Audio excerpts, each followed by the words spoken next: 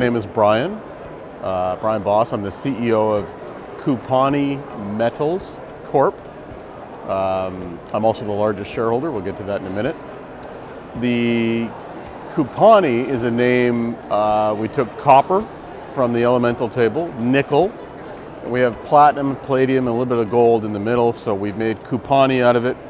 My business partner Douglas McCory loved to refer to it as Ferrari, Ducati, CUPANI. So that's the company name, and the project is in Quebec. We have only one project. This one's so good you don't need a second one. It's more than 530 kilometers squared. It's really large for a small company like ours. It's copper, nickel, platinum, palladium, and there is a historical tonnage, 2.3% copper equivalent grade, which is a fantastic grade in any location, but it's very, very good if you're 70 kilometers from a railhead in Quebec. And that was drilled in the 1980s by a company searching for platinum and palladium, and they found it, but it's inside of copper and nickel. So the 2.3% math is 45% of that economics is copper, 45% is nickel, the last 10 is platinum palladium. Our most important community is the Naskapi Nation, and their community is based right near Schefferville. And Schefferville as a community itself was built by iron ore open pit mining in the 1940s. So our project is on Naskapi land. We have great relations with them. I find their mining liaison officer is brilliant and forthright. He comes out to camp, he checks on what we're doing.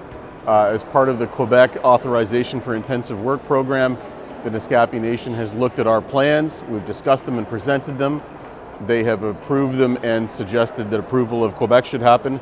That did happen. We now have all of our drilling programs in hand, and we will be hiring from Naskapi Nation for our summer work, and then our winter and summer exploration camp. When we're done with the camp, the idea is that it will become a camp for use by the Naskapi Nation. We have a really large land package. It's more than 500 kilometers squared. We have a small team. We need to scale up the team while also striking the right balance between focusing on drilling where we know there's going to be copper nickel and exploring where we think there's going to be copper nickel, and doing all three of those things simultaneously at once. It's an organizational challenge. It's not a particularly hard thing. It's better than having to, overcome bad grades or overcome, hard infrastructure problems. So in our list of problems, we have a pretty good list. So as a matter of fact, we're in the middle of a financing right now, and that money is going to be spent on exploration in 2025 and drilling in 2025/2026. And so our expansion plan is expansion of our knowledge base on the project we already have. We are not looking to expand into additional projects. This is the land we have is really big company land. We're elephant hunting, and we've got enough on our plate already. A small portion of our land used to be explored by Anglo American, a giant company. So we took that over when they dropped it, and we found something on it that they didn't, and that's the kind of challenge we have in front of us, dealing with what we already have. 52% of all of our shares are owned by insiders. And what that means is we don't waste any money. We don't do dilutive raises, and there is no amount of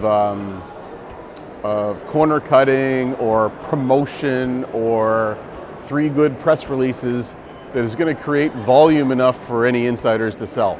So we have to run this company and this program on a slow, methodical method that will take us eventually to a buyout by somebody who will then build it.